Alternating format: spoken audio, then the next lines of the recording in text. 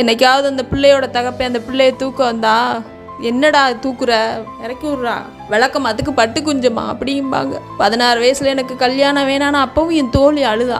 வேணாம் என்னை விட்டுருங்க, இன்னும் ஒரு 4 வருஷம் கூட நம்ம வீட்டிலே இருந்துட்டு போகிறோம் அழுதா.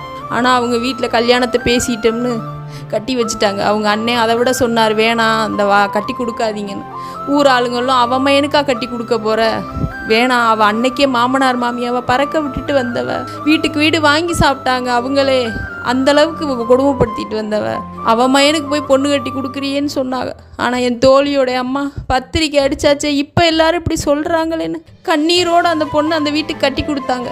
என் தோழியோடைய அம்மா என்ன பண்ணாங்கன்னே தெரியலை, என்ன மைய மந்திரம் பண்ணாங்கன்னே தெரியலை. எல்லாத்தையும் சம்மதிக்க வச்சு கல்யாணத்தையும் முடிச்சுட்டாங்கங்க. எல்லாத்தையும் நினச்சி கவலைப்பட்டா கூட சரி, அதெல்லாம் அப்போ நடந்தது, இப்போ அந்த குடும்பம் திருந்தி இருக்கும், நல்லவங்களா இருப்பாங்கன்னு நினச்சி தான் கட்டி கொடுத்தாங்க. இந்த கதையை நீங்கள் தொடர்ந்து கேளுங்க.